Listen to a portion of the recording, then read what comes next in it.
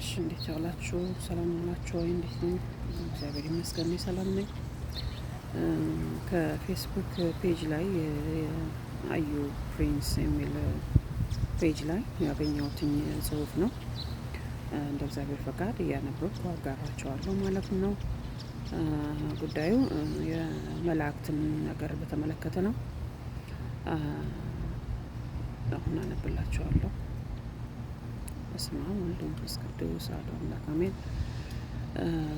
መላእክትን እንደ ጣዖት ይላል ጽሁፉ።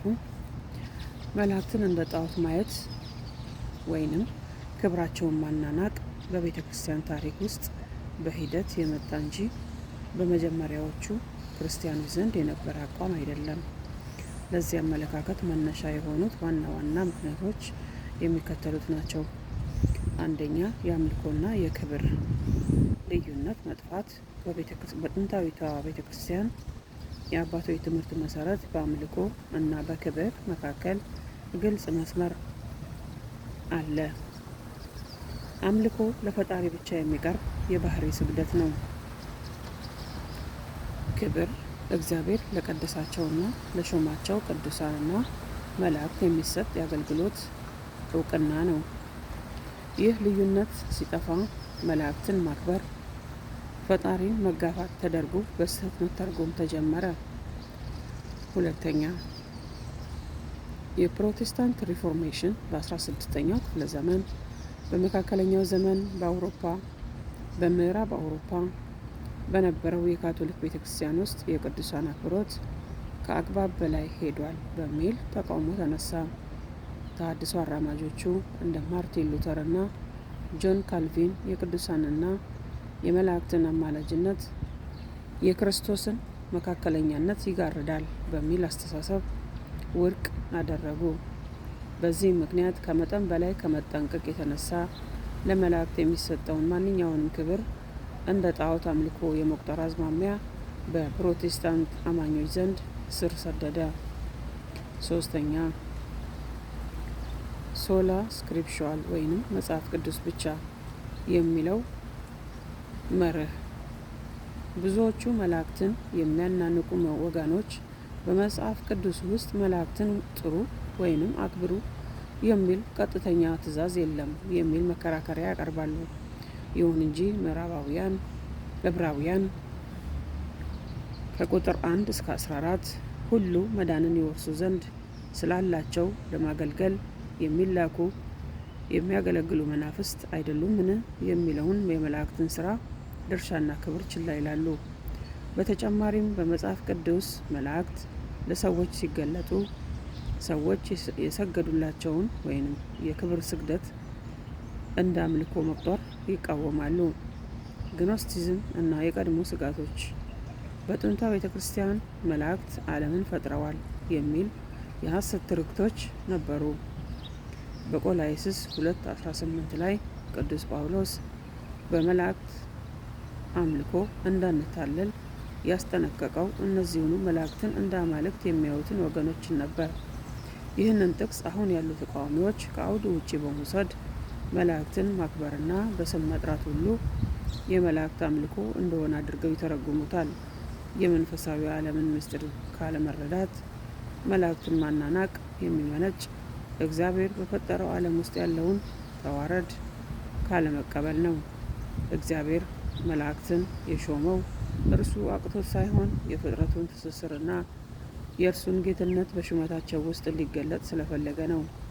መላእክትን ማክበር የሾማቸውን እግዚአብሔርን ማክበር መሆኑን ካለመረዳት የሚመጣ ክፍተት ነው።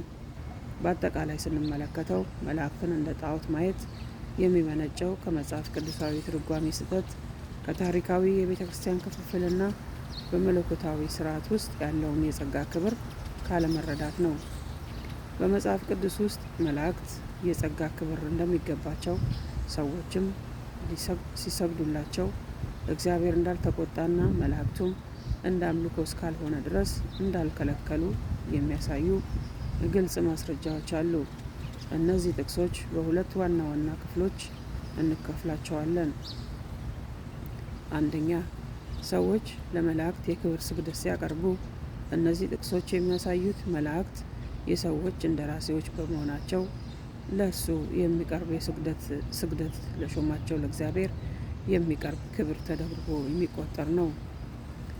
አንደኛ ትንቢተ ኢያሱ 5:13-15 ኢያሱ የሰራዊት ጌታ መልአክን ቅዱስ ሚካኤልን ባየ ጊዜ ወደ ምድር በግንባሩ ተደፍቶ ሰገደ።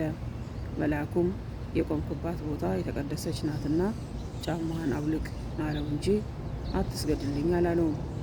ይህም በመልአኩ ላይ ያደረው የእግዚአብሔር ጸጋ ቦታውን አጭር ጭምር እንደቀደሰ ያሳያል። ሁለተኛ ዘፍጥረት 18:13 አብርሃም 3 እንግዶች ወይም መላእክት ወደ እርሱ ሲመጡ ባየ ጊዜ ሊቀበላቸው ከድንኳኑ ደጃፍ ሮጠ፣ ወደ ምድርም ሰገደ ይላል። አብርሃም ለእነዚህ እንግዶች የሰገደው እንደ አምላክ ቆጥሯቸው ሳይሆን የእግዚአብሔር መልእክተኞች መሆናቸውን ስላወቀ ነው። ሶስተኛ ዘፍጥረት 19:1 ላይ ሎጥ 2 መላእክት ወደ ሰዶም ሲገቡ ባየ ጊዜ ሊቀበላቸው ተነሳ፣ ፊቱንም ወደ ምድር ደፍቶ ሰገደ። ሎጥም እንደ አብርሃም ሁሉ ለመላእክቱ ተገቢውን ክብር ሰጥቷል። አራተኛ ዘኍልቍ ምዕራፍ 22 ከቁጥር 31 ላይ በለዓም የእግዚአብሔርን መልአክ በመንገድ ላይ በቆመ ጊዜ ባየው ጊዜ ራሱን አዘነበለ፣ በግንባሩም ተደፍቶ ሰገደ። ሁለተኛ መላእክት ለሰዎች ወይንም ለቅዱሳን ያላቸው አክብሮት። መላእክት እኛን እንደ አገልጋይ ባልንጀሮቻቸው ስለሚያዩን ለእኛ ያላቸው አክብሮትም የላቀ ነው።